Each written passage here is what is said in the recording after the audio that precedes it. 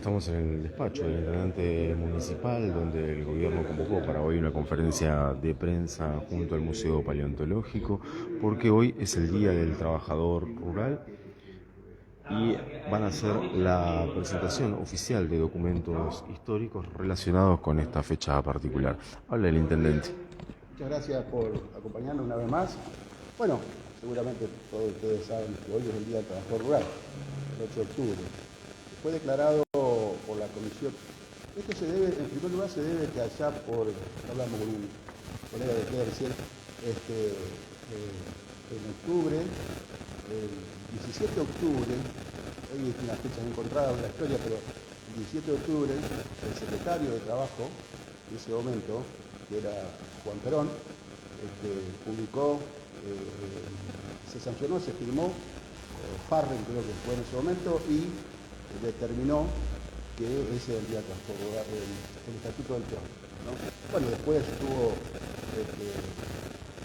vino un golpe militar, lo derogó, dejaron sin efecto, y siguió transcurriendo el tiempo, y en el 1974, ¿no?, fue determinado por la Comisión Nacional de Trabajo Horario que siga siendo, que reinstauró, que siga siendo el Día del Trabajo Rural, ¿no?, y que sea pago, cosa que no acontecía. Tuvo muchos años que el trabajo rural no fue pago. Bueno, esto salió en 1974 y no era pago. Después, en 2004, sí, ahí se instauró definitivamente hasta el día de hoy. El Día del Trabajo Rural es el 8 de octubre, en memoria al Perón, y que fuera pago, ¿no? El trabajador que hoy trabaja, por ejemplo, en el día de hoy, porque bueno, ustedes saben que en la pandemia, por ejemplo, los trabajadores rurales fueron determinados como un trabajador esencial. Entonces, bueno, en el día de hoy, si un trabajador tiene que trabajar porque es así, porque lo requiere la temporalidad, las cosechas y demás, tiene que cobrar doble, ¿no? Y tienen el feriado compensatorio para la semana siguiente. Bueno, son todas conquistas que se lograron en su momento y que se afianzaron definitivamente en 1991, porque esto viene de largo. La persecución que ha habido de los trabajadores rurales es histórica. Recordarán ustedes seguramente también la película que hizo Osvaldo Bayer, que se llamó La Patagonia Rebelde, ¿no? Y sucedió esto en Santa Cruz, ya por los años 20, 1920, 21, donde se fusilaron alrededor de 1.500 trabajadores, ahí en la estación Jaramillo, muy cerquita de la estación Jaramillo, donde Huatre en su momento emplazó una gran estatua en el cruce de la Ruta Nacional 3 y la Ruta Nacional Provincial 281. Tuvimos el honor de estar protagonizando esos hechos y hoy realmente la estatua se ve de muy lejos, va a 10 kilómetros y empezás a ver la estatua porque se alza, es muy alta, y fue un recuerdo para el gaucho que lideró esas luchas de los trabajadores rurales, José Fon, que era de acá de Gualeguaychú. Sabe que el sur está poblado por gente de la provincia de Buenos Aires, Entre Ríos, de muchos lados, que se afincaron definitivamente en esa zona. Y fíjense qué cosa, ¿no? Los trabajadores en esa época lo que reclamaban era lo mínimo indispensable, es decir, una cama, ¿no?, un colchoncito, luz para poder leer, agua y jabón para asearse. Eso es las reivindicaciones que hacían los trabajadores rurales allá por 1920, ¿no? Y que se ha trascendido, han pasado los años, el tiempo, y hoy lamentablemente hay muchos sectores de los trabajadores rurales que siguen padeciendo estas situaciones, ¿no? Es muy difícil, una lucha muy desigual con los empresarios rurales, fundamentalmente en esa zona que hay grandes terratenientes y que tienen a sus trabajadores a lo largo del ancho del país también, esa es verdad, en condiciones realmente muy complicadas. Nosotros con Venegas, digo nosotros porque yo protagonicé tuve casi 30 años con el compañero Venegas y logramos reivindicar en parte a muchos trabajadores. Hoy la obra social es la segunda obra social del país, está pasando un muy mal momento, ustedes sabrán lo que está pasando en nuestro gobierno, porque fue pública sobre estos días atrás. Pero bueno, la verdad es que la lucha sigue, ojalá que los caminos, los dirigentes actuales encuentren el camino para sacar a los trabajadores de la situación en que se encuentran. Y la verdad es que el otro día cuando me llama José Luis y me dice que había encontrado estos documentos realmente que hablan ya de nuestra historia, de nuestro lugar acá, acá en nuestro San Pedro, de los trabajadores rurales y de los pequeños empresarios del campo, chacareros, muchos de ellos, que hay apellidos que estuve mirando como yo estos días atrás, y realmente nos recuerdan apellidos que son importantes, ¿no? Para lo que significó para nuestra ciudad y lo que significa para nuestra ciudad la actividad rural, que por ahí quizás nosotros, los que estamos en la ciudad a veces, no nos damos cuenta. Y les habla alguien que viene del sector. Yo a los 15 años comencé a trabajar en el campo y sé de qué se trata. Sé las situaciones, las tremendas vicisitudes que viven los miles y miles de trabajadores rurales a lo largo y ancho del país. Fundamentalmente en aquellos lugares donde existe mano de obra intensiva, ya sea Salta, Jujuy, Misiones, todos esos lugares realmente Misiones con la yerba, Salta, Jujuy con el tabaco y demás, viven situaciones muy complejas. Y la verdad es que hoy es un día importante para nosotros, porque realmente nunca vamos a terminar de reivindicar a aquellos trabajadores que ponen el esfuerzo todos los días, ¿no? Levantándose a las 4 o 5 de la mañana, volviendo a última hora de la noche para poder traer el pan a su casa. Así con frío, con calor, con totalmente. Situaciones extremas. Aparte, todos estos trabajadores que estás haciendo mención fueron grandes pilares de la economía nacional. Siempre. El campo fue el motor. El último eslogan que habíamos establecido con Venegas fue eso, ¿no? No somos un sector, somos el motor del campo. El trabajo rural es el motor del campo, es el que hace andar la economía y es un sector que ha salvado muchas veces al país. Por eso nosotros siempre reivindicamos a nuestros trabajadores, que son los que, vuelvo a repetir, los que se levantan todos los días de la mañana, lo que si se le enferma un familiar, hace un tiempo atrás, hasta 2020 diría yo, tenían obra social, tenían quien los defienda. Hoy lamentablemente la situación ha cambiado. Nos costó casi 30 años de lucha con Venegas reivindicar los trabajos rurales. Lo estábamos logrando. Bueno, lamentablemente Venegas murió, falleció también el copiero Ayala, y eso fue realmente un quiebre de lo que es hoy Huatro, ¿no? Y ojalá, vuelvo a repetir, los dirigentes actuales encuentren el camino para poder sacar a los trabajos rurales, porque es muy doloroso cuando viene un familiar a pedir una atención, algo, y no lo tiene, que no tiene medicamentos, que no tiene absolutamente nada, que no tiene una prótesis, que no tiene un viaje a Buenos Aires para llevar un familiar, y realmente eso a mí me duele profundamente. Así que hoy más que nunca realmente te agradezco, José Luis, esta posibilidad de presentar esto y que la sociedad de San Pedro vaya sabiendo o vaya entendiendo la lucha que siempre ha llevado adelante los trabajadores rurales. De acá hay casi todas las actividades en San Pedro son de mano de obra intensiva, ya sea el durazno, la naranja, la batata, todas aquellas actividades que se van en el campo generan muchísima riqueza para nuestra ciudad, muchos ingresos y bueno, nada, un compromiso eterno mío de seguir trabajando para que el trabajo rural algún día sea reivindicado totalmente. Incluso hasta el motor de la economía local, así que... Sí. En su momento llegamos a tener 20.000 hectáreas entre carozo y cítricas, y hoy lamentablemente han quedado alrededor de 6.000 hectáreas. Así que bueno, se han perdido miles de fuentes de trabajo. Pero bueno, son las economías, fue la economía del año 90, con el expresidente Menem, que se empezó a quebrar, y definitivamente muchos productores de acá San Pedro cerraron sus puertas. Caso Tautieri, Buzo, Escaduto, un montón de empresarios con quien tuve el gusto de trabajar, muchos de ellos, y que hoy, bueno, han desaparecido lamentablemente, y han desaparecido no solamente desaparecieron a esos empresarios que daban muchas fuentes de trabajo, sino que obviamente desaparecieron sus producciones. No se reconvertió esa en otras producciones, y eso se ha perdido. Así que te agradezco, José Luis, de esto, te dejo con el uso de la palabra y muchas gracias a ustedes por estar acá. Bueno, buen día a todos.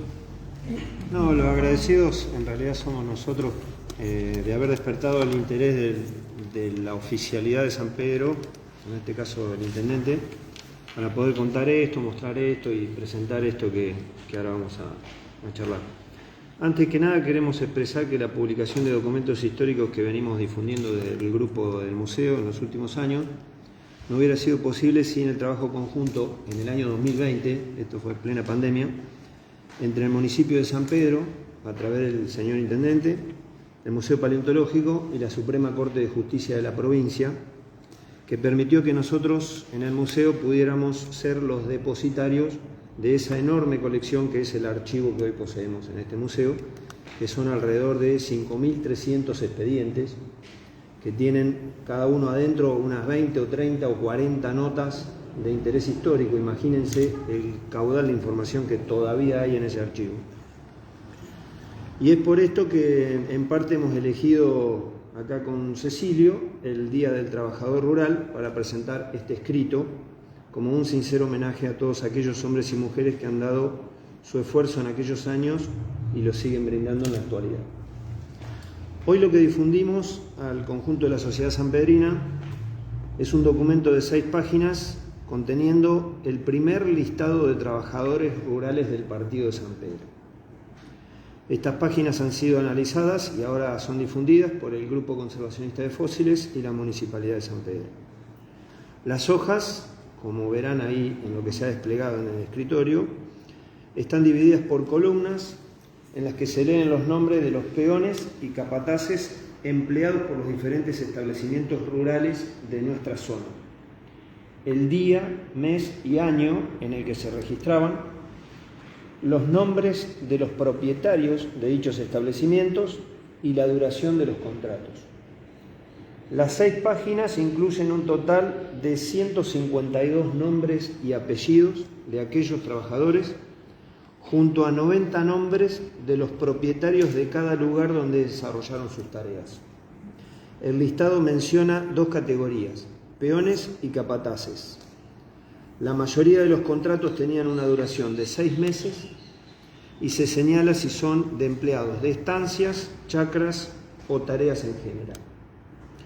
Este documento inédito, de carácter histórico para el mundo de la ruralidad de nuestro partido, comprende datos que van desde septiembre de 1857 hasta noviembre de 1858, convirtiéndose en el registro de trabajadores de campo más antiguo conservado en nuestro partido, conteniendo un total de 240 nombres. Hay que entender, para ver el vínculo histórico, que estamos apenas a 12 años de la batalla de Vuelta de Obligado. La batalla fue en 1845 y este documento es 1857, es decir, muy antiguo. En él se revela de primera mano a los hombres que forjaron nuestras raíces como sociedad con el trabajo diario de sus manos y a las familias que generaban fuentes de trabajo en los campos de nuestra zona. A modo de ejemplo, vamos a mencionar algunos de los apellidos de aquellos primeros trabajadores rurales de San Pedro: Melo, Garay, Rodríguez, Acosta, Peralta, Falcón, Cardoso, Beltrán, Coronel, Olivero, Jaime, Sequeira, Sayago, Gorosito, Quiroga, Cabral, etcétera, etcétera, etcétera. Y algunos de los nombres de los empleadores que muestra el documento: Chacón, Palacios, Roy, Sánchez, Andrade, Juárez, Obligado, Burgueño, Ábalos, Cobos, etcétera, etcétera. Todo esto se va a subir a las páginas, al Facebook del museo, a la página del museo y demás.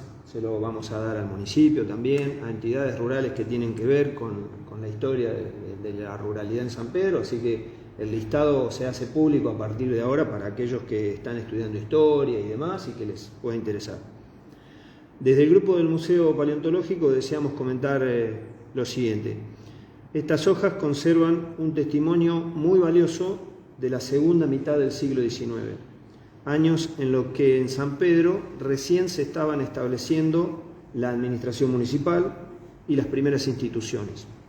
Un detalle que hace más importante aún el hecho de conocer, a partir de ahora, a los primeros protagonistas de un segmento de la sociedad que fue fundamental para el crecimiento de la economía que marcó el desarrollo de nuestra ciudad. Con esta recuperación documental, desde hoy conocemos al menos 240 nombres de las personas que dieron impulso en sus primeros años a la actividad rural en nuestro partido de San Pedro. Señor Consuelo, este registro aparece a partir de los archivos del juzgado de paz. Contaste, ¿por qué se registraban en el juzgado de paz esto? ¿Lo saben? Porque los juzgados de paz arrancan en 1832 y el juzgado de paz en aquel momento no cumplía la función que cumple hoy, sino que era la autoridad política de ciudades como la nuestra o de pueblos como el nuestro que estaban en pleno crecimiento, ¿no?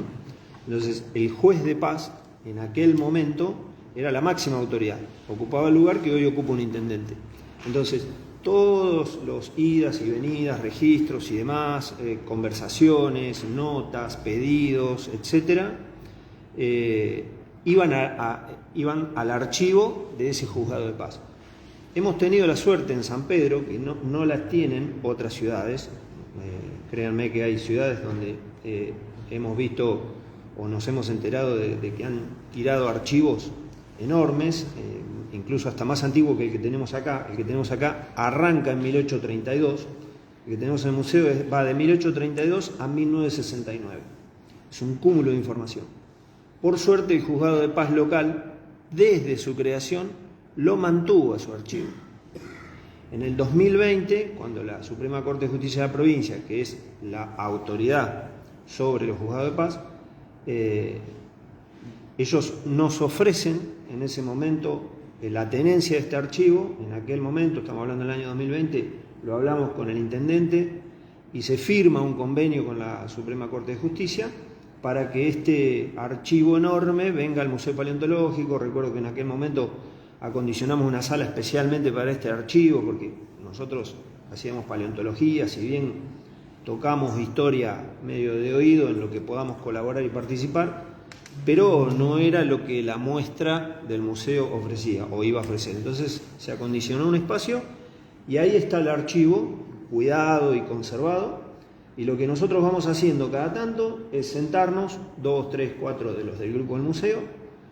Tenemos una compu especialmente destinada para eso, con un escáner, y lo que vamos haciendo es revisar todos los fajos, porque son pilas de materiales, donde uno va seleccionando y va separando lo que eran trámites burocráticos del momento, que no tienen ningún tipo de carga histórica, hasta que aparecen documentos en los que uno dice, bueno, a este le prestamos atención porque tiene un dato histórico importante.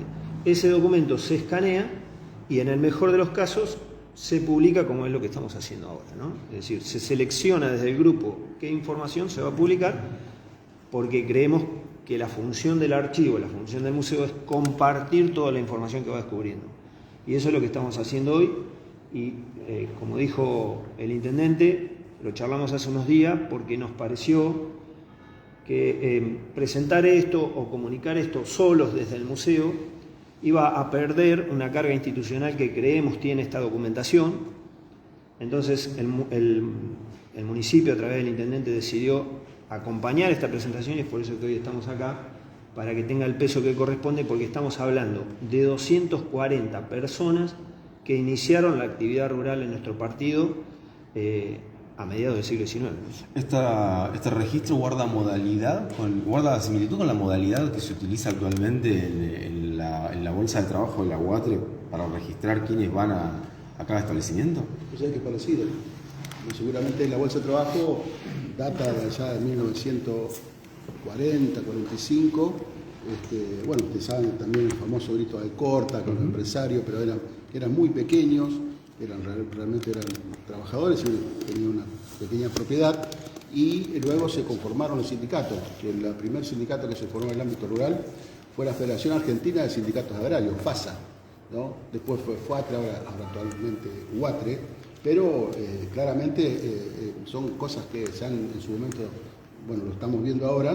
En el sindicato también tienen sus listas, además figuran, hay un archivo de todos los trabajadores que hacen un mes a mes. Después, una vez que se recopila todos sus datos, se los envía al sector empresario para que a su vez haga el recibo de sueldo y le haga los aportes a los trabajadores. Sí, claramente. Sí, lo que pasa es que ahora tenemos un registro propio. Claro. Tenemos, digo yo, porque siento parte de la actividad.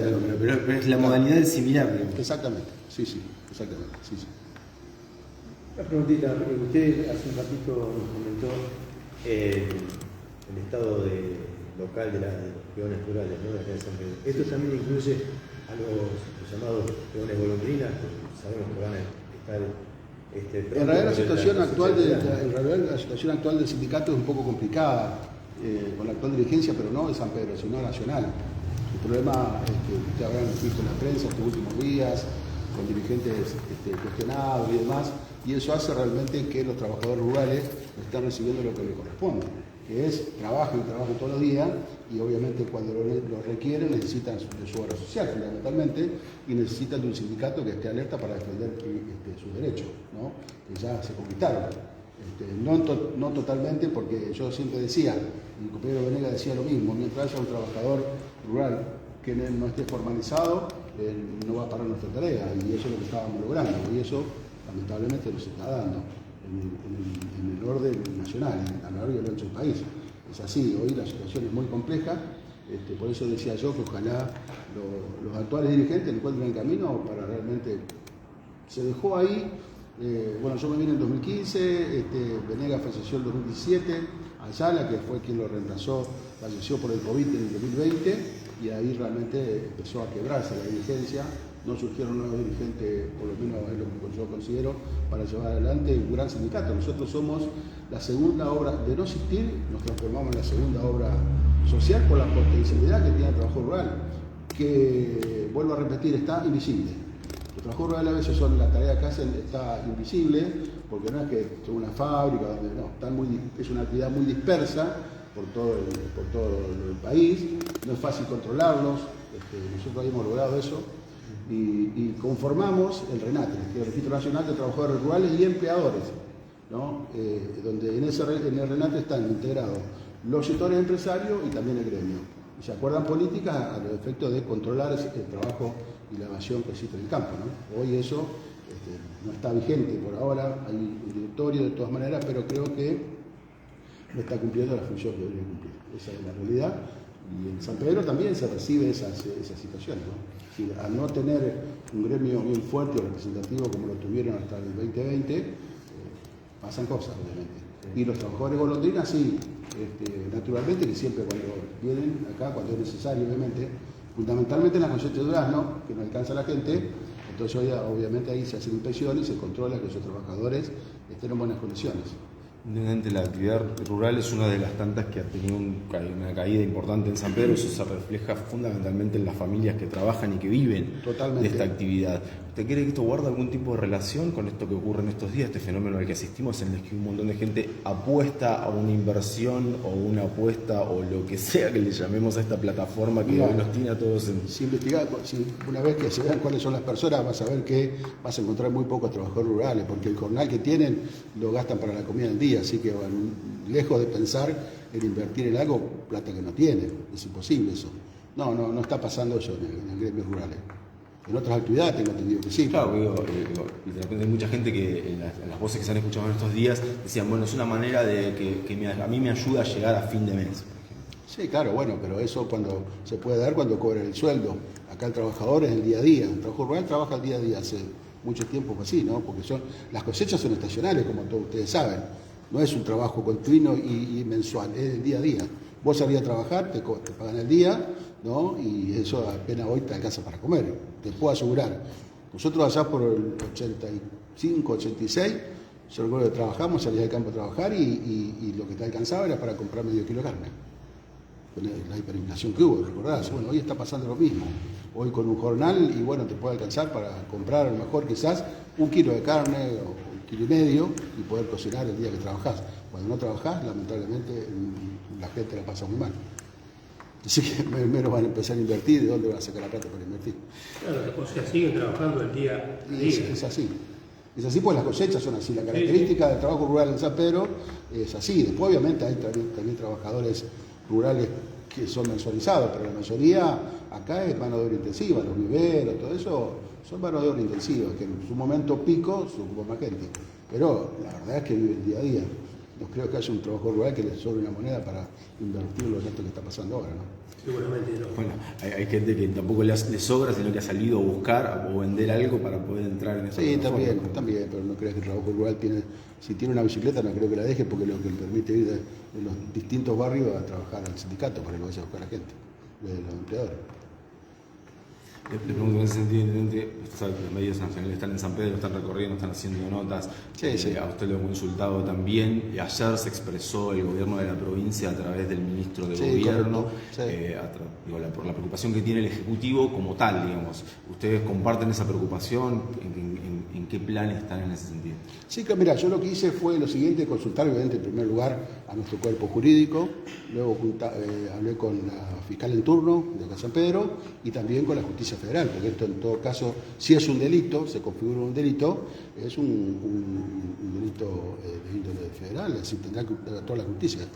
Los tres, tanto lo interno nuestro como la fiscalía y la justicia federal, nos dijeron que nosotros hasta ahora no tenemos ninguna posibilidad de actuar nada porque ni siquiera somos terceros damnificados. Eso es lo que nos ha dicho la justicia, por lo tanto, bueno, tendrá que investigar la justicia. No hay ninguna denuncia, claro, porque yo vi un abogado ayer, realmente, que no recuerdo el abogado de San Nicolás, diciendo que ya tiene un montón de clientes, llamando a más gente que vaya a denunciar. En realidad, lo que me dicen en Fiscalía acá es que no existe una sola denuncia al respecto. Que nosotros no tenemos posibilidad, alguna potestad para ir a presentarnos, ni siquiera como tercero damnificado. Y más allá de las acciones que pueda hacer el gobierno o la justicia, ¿cuál es su mirada política de la situación? Porque eso también tiene una dimensión política. Digo, la gente está de alguna manera viendo que en este contexto de crisis aparece una situación en la que apuesta o decide intentar ver si puede ganarse un peso más. Y habría que ponerse en la cabeza a esa gente, porque yo estoy seguro que si cualquiera de nosotros se transmite a la gente, la situación es tremendamente complicada hoy. Mucha gente que aún trabaja no llega a la mitad del mes, ya el 10 y ya se le terminó el sueldo. Por eso seguramente cuando surge este tipo de cosas, y bueno, hay que nosotros para evitarlo. ¿Qué voy a ir a decirle a cada persona? Porque esto hay que verlo también. Porque viste, el intendente siempre tiene la primera ventana y es el que tiene la culpa a todo, ¿no? Ahora, ¿qué puedo hacer yo para evitarle a cada persona que va y juega, decirle que no juegue?